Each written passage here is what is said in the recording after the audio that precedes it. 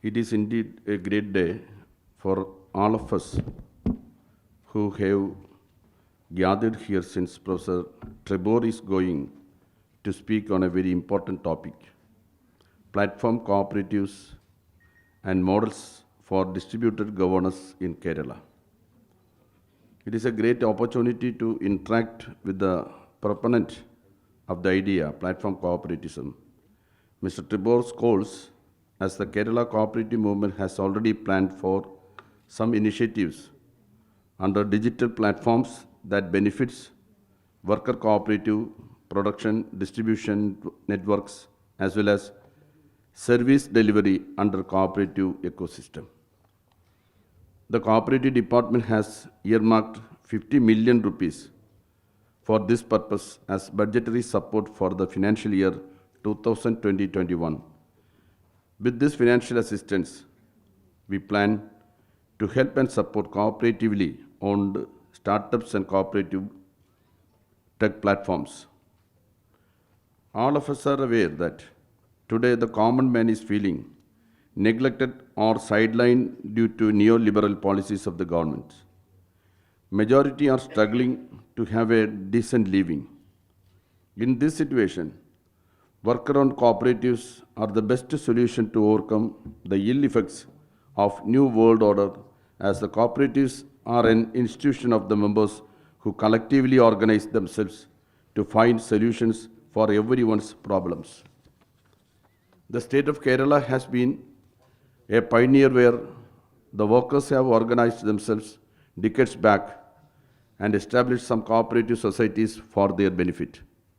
Dinesh PD Cooperative, Indian Coffee House, and Uralingal Labour Contract Cooperative Society, etc., are classical examples that could demonstrate the power of cooperatives.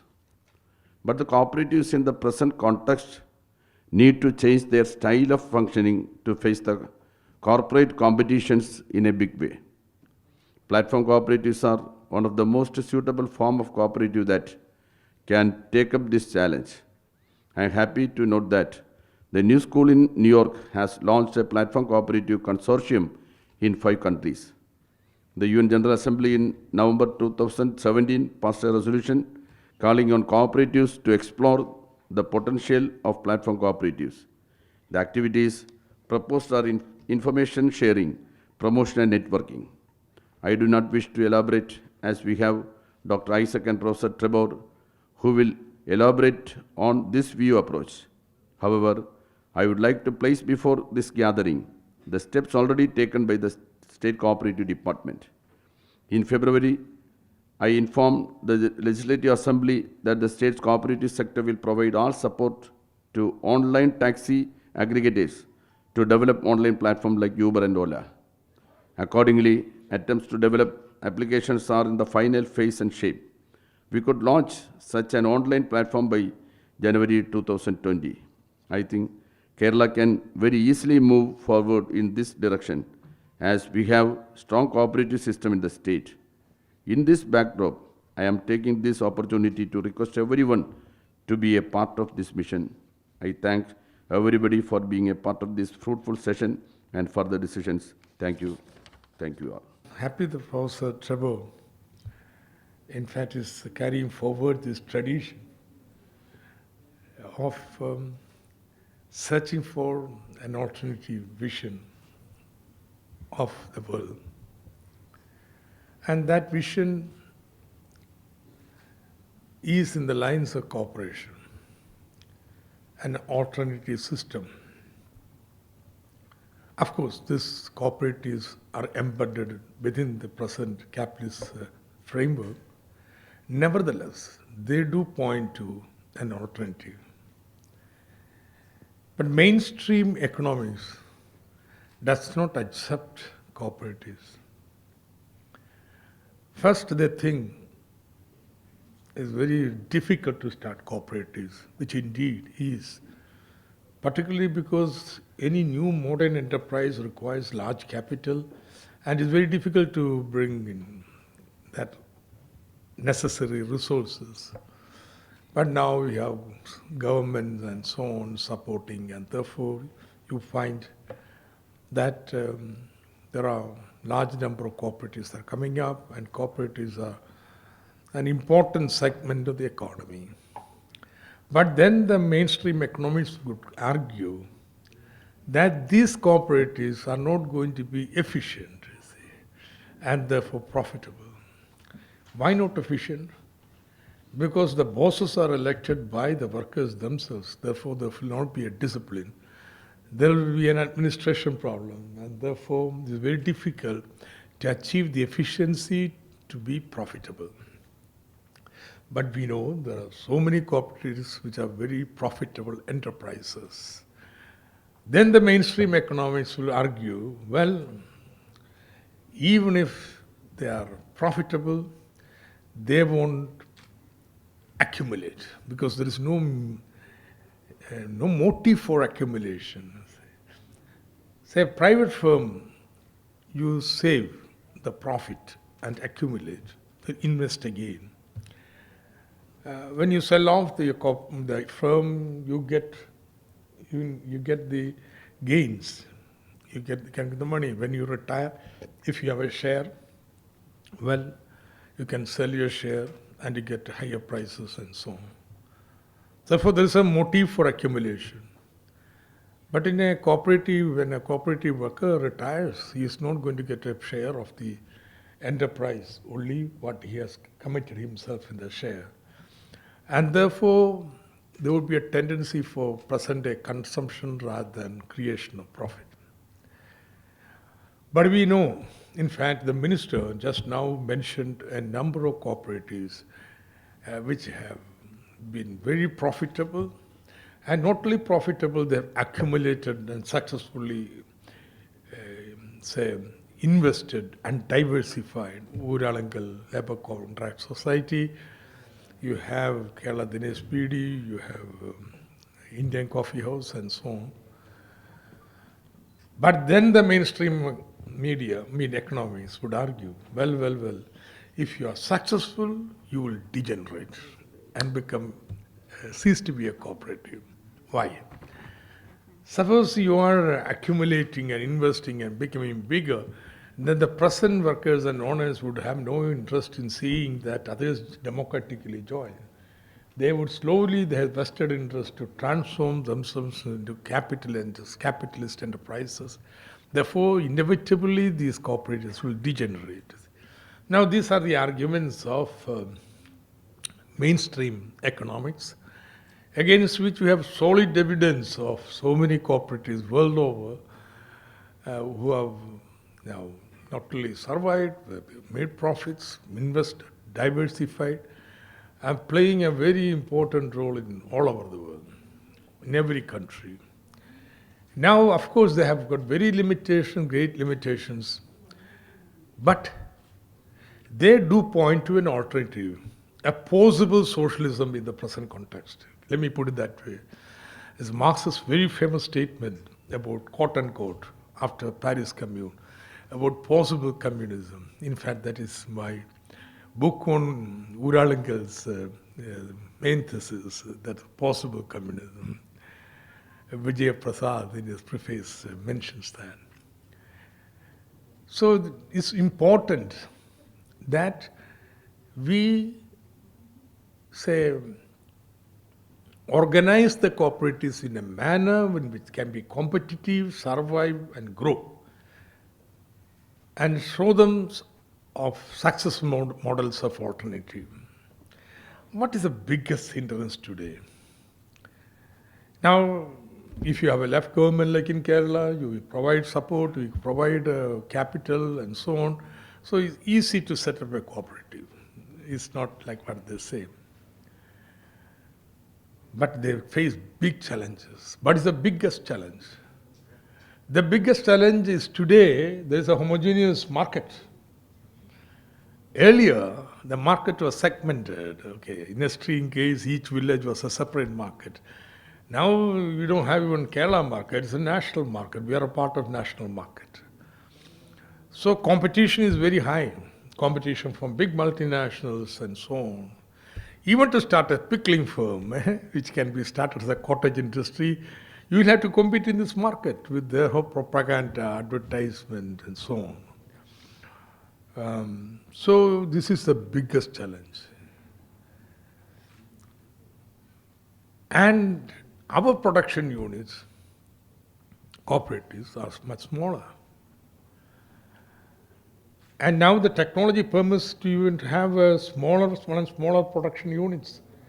You can get the economies of scale even without having large-scale production units, particularly in marketing. Only you have to have a big marketing to meet this homogeneous large market. But production is on small scale. Then how do you survive in this world with these multinationals and so on? That is where the theme of this today's lecture becomes very significant and important. You seek the help of modern technology, create a platform for aggregating your services and products. You see. That's the simple idea. You have to meet the challenge of these big multinationals and so on, you see. So what do you do? Okay, even your vegetable production in Kerala, for example, take that. Vegetables are produced in homesteads, small farmers, who by themselves can never go and sell in the market. There is no marketable surplus. That's a big disincentive for small-scale production to survive. Of course, we set up small cooperative farmers, producer organizations. We set up a stall and so on. Even then, there's a problem of the farmer. How do you bring half a kilo of brinjal, quarter kg of beans and so on to sell? It's not impossible to sell.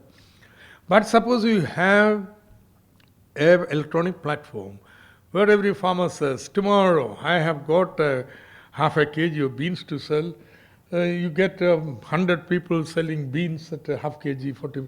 Then our platform will know this many beans will be available in the market tomorrow, brinjals will be available.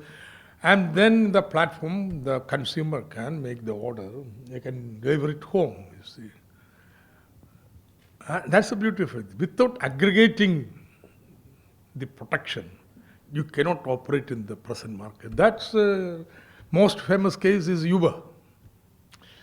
They have very profitably aggregated the taxi services and so on, and then, okay, they are able to provide more efficient services. Individuals get a better deal, relatively better deal to start with. But then they become a conglomerate controlling everything. So I was very surprised to learn from Professor Scholz that New York city center has central area. New York, they have banned Uber. London has taken the license. Which one? London. City of London has taken. So that's right. Many cities in Europe also, in Germany, they have banned. They would like to have the cooperative platforms to move on. This is something that we can learn a lesson about, you see. Or else take the case of coconut. What's happening with the coconut? Production is totally in such small plots. It is impossible to have value addition by farmer organization. But suppose our service cooperative banks have a platform where the farmers say, yes, my coconut has to be plucked. Then somebody can go with, suppose some climbing equipments and so on, which have to be innovated. You provide the service. The moment coconut is plucked, online you can make the payment. But then so many coconuts from small plots are aggregated. Then husk before drying can be given to a mill. Otherwise you can't. So many nuts are there. Then you can have a machine to dehusk it. And that can be processed. Value addition. Then the Cooperative Service Bank can provide its member coconut growers a bonus. Market price is given the moment you pluck the coconut. Then at the end of, say, every half a year, annual, You provide a bonus from this additional income that the cooperative generates from the value addition, the processing. So this is, possibilities are immense. In an economy like Kerala, where the petty production dominates, that's the nature for economy. Just petty production everywhere, agriculture, or except in the plantation, or traditional industries. They're all petty production. Even service providers are petty services. But market is becoming increasingly homogenized and universal. The way of survival for the petty producers, cooperative, is to have this platform which is being suggested. I will stop here because I don't know what Professor Schulz has in the pocket. I am certain it will be very, very interesting to hear that. I will take another opportunity to have a discussion with you rather than listening to the lecture, because there is a labor conference about banks, some labor problem. It happens finance minister is also dabbles in banks, so I'll have to take leave. So I'm very happy and privileged to inaugurate this lecture by Professor Schulz.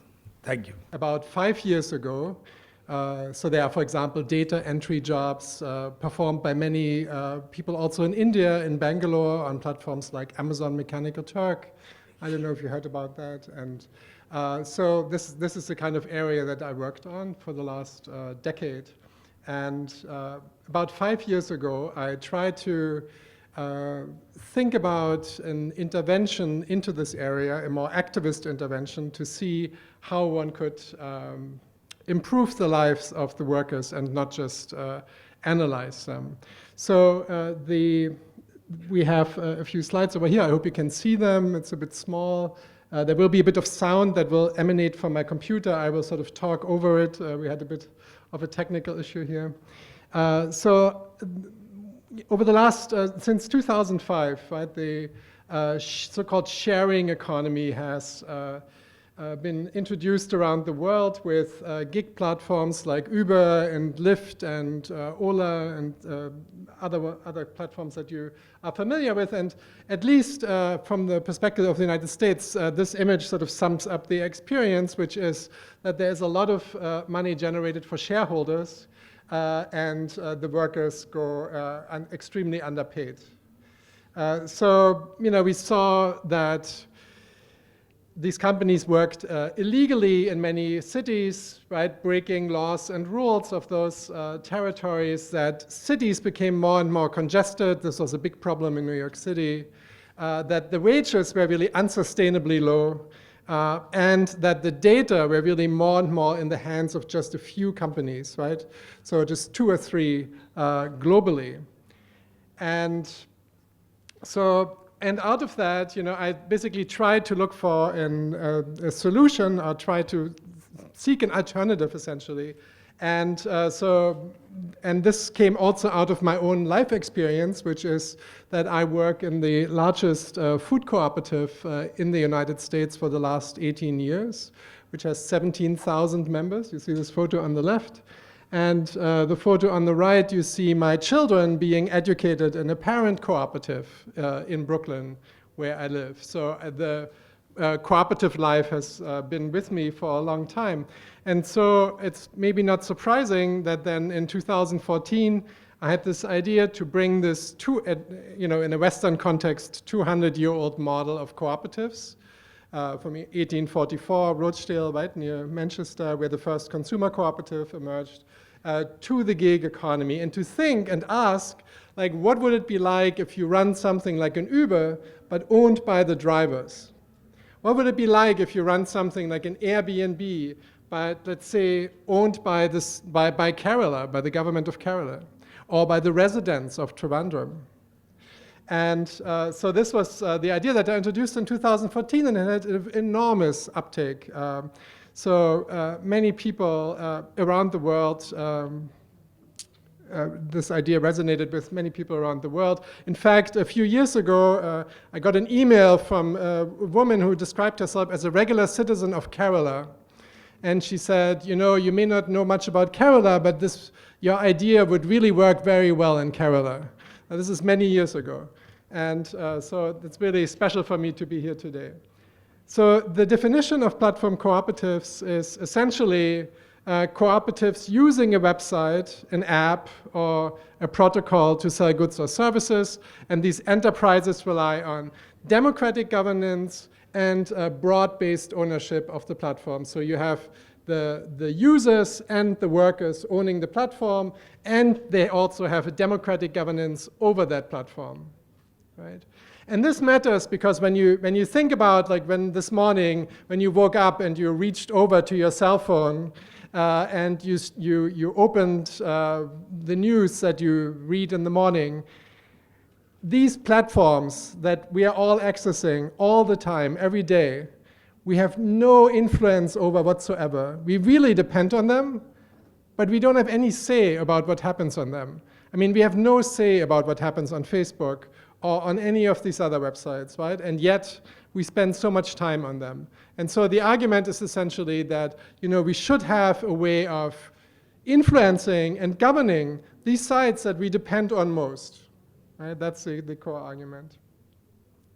So today, there are around 400 businesses that we know of that run platform cooperatives and associated businesses in 30 countries, 97 cities.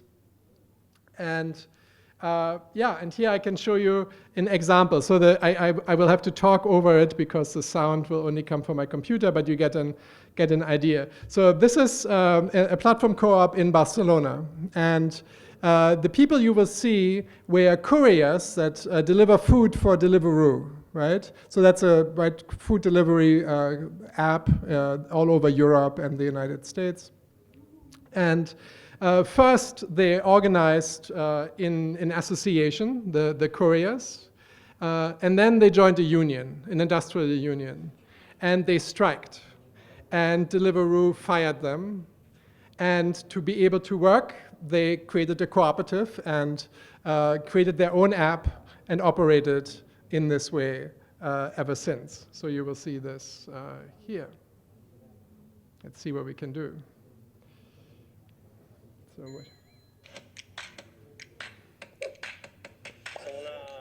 So here they describe their food cooperative, their delivery cooperative. And they basically say that it's an alternative that gives more sovereignty to the workers. And it's essentially against the labor model of these big internet platforms, right, like Deliveroo, and to fight these precarious work conditions of the workers.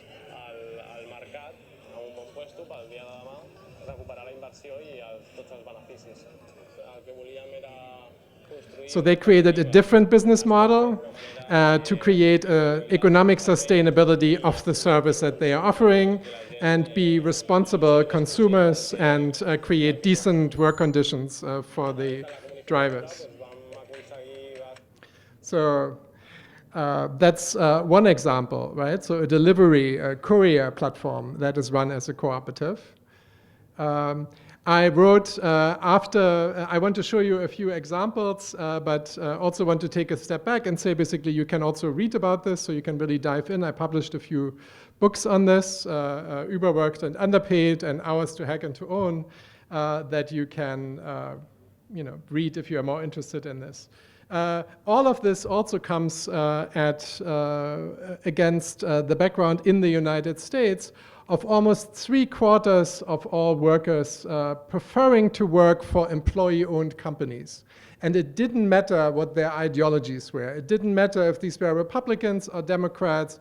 Everybody, like 3/4 of all people in the survey that was run by Rutgers University, said that they would much rather work for an employee-owned company. So that was interesting. Let me show you another example of a platform cooperative.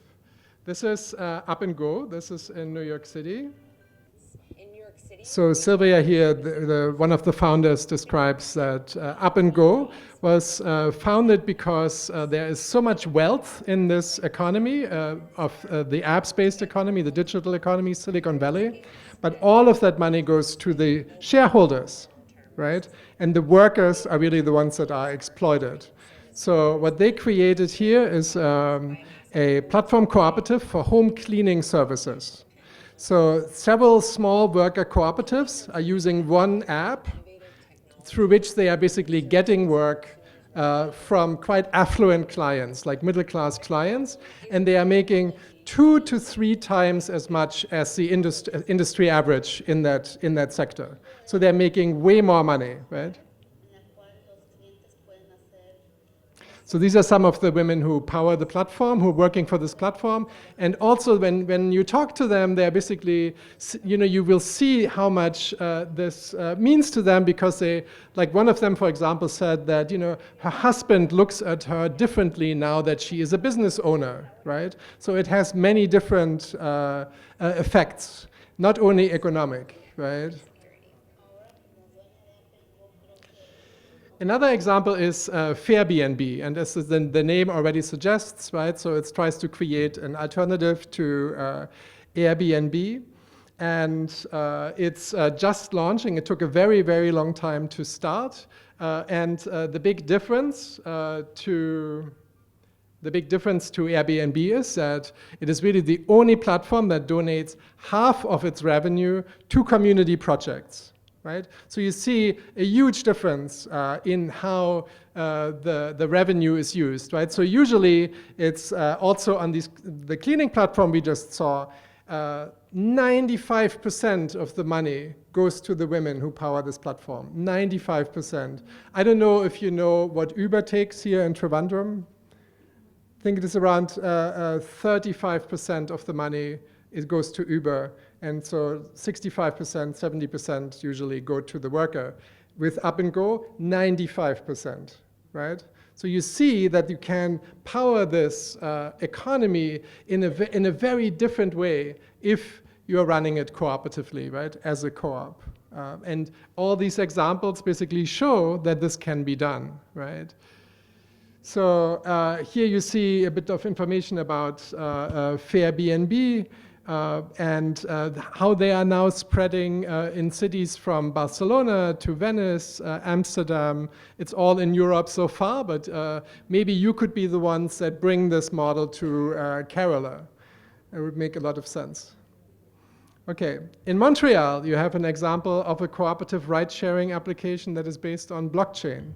So it's basically trying to rival Uber quite directly through the blockchain model by directly connecting the drivers with the customers. In Paris, a group of developers designed a platform that can be used by worker cooperatives that do bicycle couriers for food all over the world. So if a group here in Trivandrum would start like a delivery service, they could use the software for free, right? It already exists. It's called Co-op Cycle, comes out of Paris. Driver's seat is an interesting model too. It essentially is used by Uber drivers who remain Uber drivers, but they have their own phone in their cars and collect the data about their rides themselves, because that is a major source of income for Uber, right? Uber is selling their data to the city, and that is where a lot of their money is coming from, because they actually don't make any profit. I don't know if you know this, right? So Uber makes no profit at all. In fact, they are losing millions and millions of dollars every year, right? No profit. In fact, every ride that you are taking with an Uber taxi is subsidized, right? So basically, the investors from Silicon Valley, every time you take that taxi, subsidize that taxi, right? So that it becomes a monopoly and destroys all the competitors and then rules by itself. So here the idea is basically that the drivers can collect the data themselves and then sell the data to the city alternatively, right? It's also meant for them to better understand how Uber is operating them or governing them on the platform, but that's a longer story. In Belgium, you have a group that is running a platform cooperative that turns freelancers into employees. So this is very specific, I guess, to European and American labor law, where there are lots of rights endowed on employees and very few rights employed on independent contractors. So what they are doing is essentially they say, oh, you are an opera singer or an artist, you make crafts, or you are a painter. Well, if you have a contract with an opera house and they pay you some money, you become an employee of our cooperative, and now for the time that you are working, you are protected by employment law, which is a real interesting legal hack, which they are now performing on 85,000 people all across Europe. It's working very well. There's also a role for unions in all of this, right? So often unions are joining cooperatives to, help with research, communications, legal teams, training, education, legislative influence, right? And also bring some numbers to these projects and negotiate industry standards. In Italy, you have, in Bologna, you have an Uber version that is run cooperatively already for many, many years. It's 500 drivers in Bologna alone, and I think it's 4,000 as part of a national network. So what these examples show you is that this can be done, right? So that people all over the world are doing this already, right? They are operating a digital economy, but as cooperatives, right? Not based on the Silicon Valley model that is all about extracting value from these communities, right? I mean, why would you work with Airbnb here in Trivandrum? Do you have Airbnb here in Trivandrum?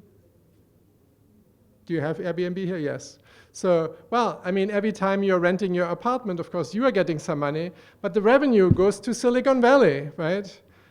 And why would you do that, right? So why wouldn't this revenue stay in Trivandrum, right? And so that also the revenue, the income is spent here, right? So that's what's happening with cooperatives if you run it in this way. In South Africa, truckers are organizing, right, in cooperatively.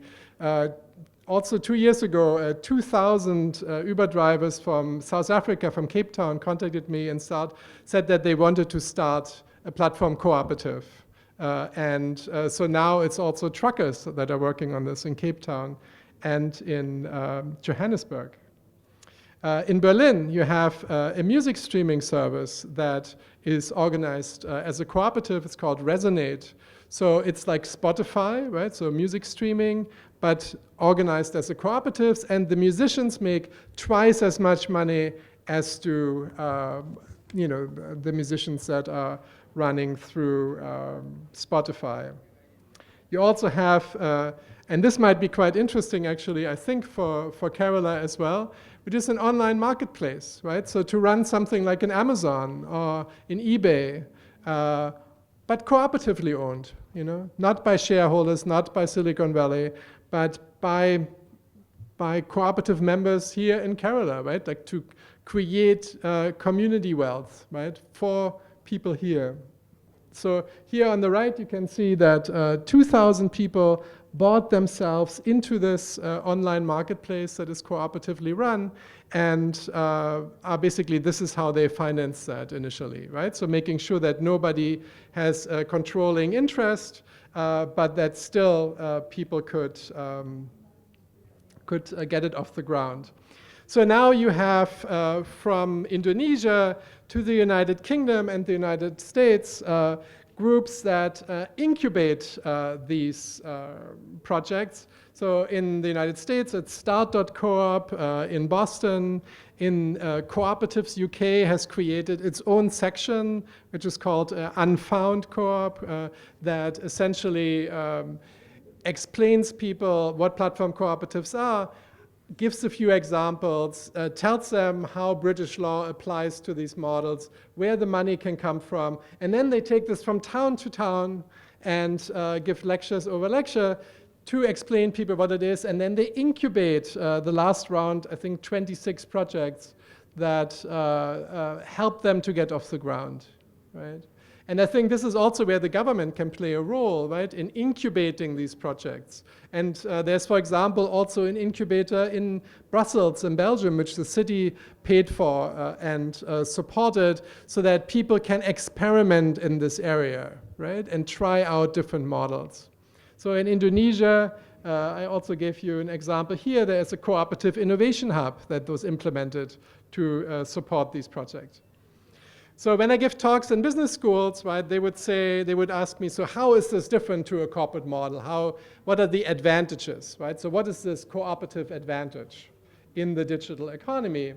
And it's essentially this, right? So you find that employee-owned businesses are about 5% more productive on average, that after the first 5 years of business, and I think Dr. Isaac had also pointed to this, right, the startup problems of cooperatives, but after 5 years, they're actually more resilient than other business forms. So we saw this after 2008 in the financial crisis, that actually far fewer cooperatives went bankrupt than other business forms, right? There are tax advantages. Because of the internet, this is also something that Dr. Isaac referred to, the problem of scaling, right, of cooperatives, that they are often perceived as a niche, right, as too small. And of course, with the internet, you have this possibility of scaling these businesses. And this is, I think, what a lot of these experiments are working on. You have higher quality jobs. So over and over, when I talk to people in, I don't know, a township in South Africa or in cooperatives all over the world, many people talk about like how this model is giving them more dignity at work, right? So how they feel, much more as equals in the workplace and not exploited in the same way that they would be otherwise. So what you see in the middle is essentially, right, you try to take the Ubers of this world and you rip out their algorithmic heart and put in cooperative values, right? So that's the basic idea. The revenue flows in the community, as I had mentioned already, and there's this component of fair pay as well. So these models appear in many different versions. There are producer cooperatives, consumer cooperatives, worker cooperatives, but there are also there's also a whole range of projects that tries to turn social media platforms into cooperatives. So what would it be like if something like Facebook or Twitter would be owned as a cooperative, right? So Twitter was for sale a few years ago, and friends of mine launched this campaign to say, how can we get these $12 billion that it costs to buy Twitter? And they made the calculation and basically said, well, that's $60 per user, right? So if you convinced enough users to chip in, you could actually buy Twitter and then run it as a cooperative. They actually got it to a vote with the shareholders, and 4% of the shareholders voted in favor of this. So it didn't go through, unsurprisingly. But I think the idea, right, like to just think about ownership also of social media and digital infrastructure like cloud services or email or even internet broadband provision could be cooperatively owned and thereby managed in quite a different way. So over the last few years, people, basically, we are completely overwhelmed with people approaching us like from, all over the world, asking how to launch this in their country. So we started a website, platform.coop, and as a hub to help start, grow, and convert to platform cooperatives. Here you can see Kataki, which is the group that you see there, is a platform cooperative in Brazil, in Sao Paulo. And they are for recyclers. So it's an app for recyclers that are cooperatively organized, people that go through the streets and collect cans and glass and recycle it, right, and make money this way. And it coordinates people to pick up these recyclable materials.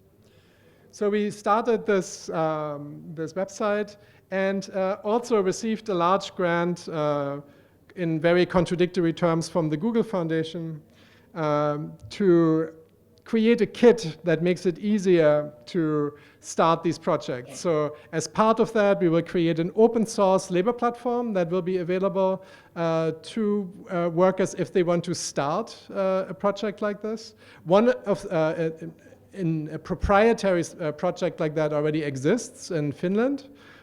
It's called ShareTribe. So within 2 weeks, you can run your own cooperative platform.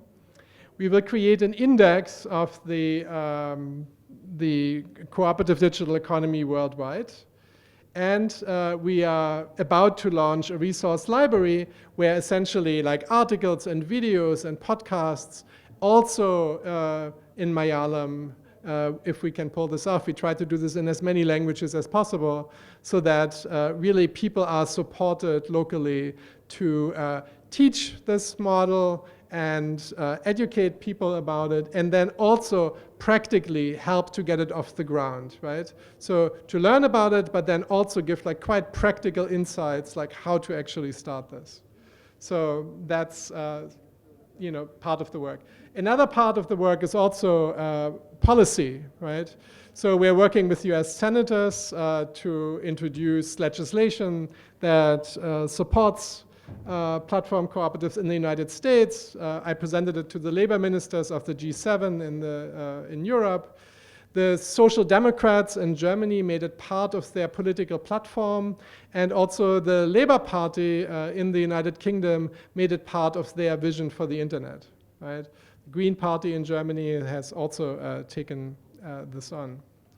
So to support this ecosystem, we started a consortium that Dr. Isaac mentioned. And this is essentially bringing the resources of universities like Harvard and MIT and Oxford, as well as the worker cooperatives around the world, to this model. I started a research institute at the New School that has a fellowship program. So here you see our first fellows. There's a fellow from Kenya, one from Brazil, one from South Korea, one from Bangladesh, one from Brazil, one from Germany, and all researching platform cooperatives in their respective countries. And here's this list of partner organizations now also in Japan, in Hong Kong, Sweden, Australia, Germany, and Italy, and all of these institutions here are affiliated. We are supported, this whole thing is financed by organizations and cooperative associations around the world, so including Cooperatives UK and many others that you can see here. So we also organized many events, and I think this is important also for this to succeed, is to understand that you really have to bring together people that would usually not be in one room, right? So to bring together cooperatives and policymakers, legal experts, and hackers, technologists, developers, right? Not usually people who hang out together, right? And them working together to make this, to experiment in this area is very important. So this is what we tried since 2015. We just had a conference last week where we brought together people from 30 countries, 170 speakers, and all sort of reporting on their growing platform co-ops around the world. All of this started in 2009. Last year, we did this in Hong Kong and invited cooperatives from all across Southeast Asia. There were many other events like that. So these events are really part of creating this movement, right? And creating a culture around this work, which is very important as well. So the research and the community building that we are working on is essentially just in this year and next focusing on all of these different countries here that you can see, which also includes Trivandrum. And one of the groups that we have started to work with is the SEVA Federation of Cooperatives of Poor Women in the Informal Economy, right? So they are mostly in Gujarat with 106 cooperatives, the Federation of women, and they also here in Trivandrum with a domestic worker cooperative. We are just starting to talk with them here, but we have worked with them in Ahmedabad for quite some time. Here is the former manager talking about it, the manager of Seva. Hi, my name is Namya Mahajan. You can't hear this, right? As Managing Director of the Seva Cooperative Federation. Seva is the Self-Employed Women's Association. We've been working on informal women workers issues for the last 45 years. And the Federation works with cooperatives of grassroots women that are truly women-led and owned and managed. I think platform cooperatives are a really exciting way to connect our women to the larger economy, to all of you. And we're currently looking to build a cooperative, a digital cooperative of beauty workers, which will allow them to access more customers, earn more for themselves and their families, and do so in a manner that is safe and free from exploitation. So I'm really excited. Thank you. So Seva was also part of our conference last week in New York, and so they showed a few ways in which they are trying to do this in Gujarat, focusing on WhatsApp groups and basically looking at introducing this especially also with farmers, of course, but also in care work. And so this is what we are very interested in the work with Seva, but also in other countries, is to really focusing on care work with elder care and home care, because we think that this model can be extremely powerful, especially in this area that will be more and more important because, as you know, the people age 80 and older is tripling over the next 5 years. So there's a vast demand all over the world, right? In India, the United States, Germany, everywhere, of workers in the care sector, and often hundreds of thousands of workers are missing in this area. So a few observations are that there is a lack of startup funding, so that's definitely a problem. And people started to address this. There's a lack of consensus, sometimes people just having a hard time to agree on projects, right? So, I mean, people governing themselves, group governing themselves seems to be like one of the key problems in cooperatives. The peak organizations could do more to facilitate this work. The most promising sector is probably home services. And what we also learned is that one of the greatest competitive advantages is that if workers own the platforms, they can also claim a very different kind of privacy, right, that you could own, that you could promise in Silicon Valley, because they are really in control of this platform. We have started to co-design all of this work. So if you are interested, you can write down this URL and contact us and become part of this work. And in fact, work with us to shape this ecosystem and build this development kit that I mentioned earlier. You can also email us at info@platform.coop, or you can contact me on Twitter. Good, so with 3 minutes, I'm 3 minutes early, which is very exciting. And I hope to engage a bit more in these questions. I'm sure much of this is of limited relevance, perhaps, in Kerala, but I think it has to be all shaped very much, locally, right? So like what makes sense here. I think Dr. Isaac already mentioned what would definitely make sense here is a platform that would coordinate farmers, right, in collecting their harvest, for example, and then selling it. Right? That would be a way in which this could be introduced. And it's also a way, and I mentioned distributed governance, because when you aggregate workers on a platform, they are, of course, also, this allows for deliberation, so workers can actually talk to each other and also make decisions together, right? So in a way, this is also quite important for unions, right? And especially when you think about geographically distributed workers in cooperatives or any other worker really, you aggregate them on these platforms And this has an economic value, but it also has a governance value, right?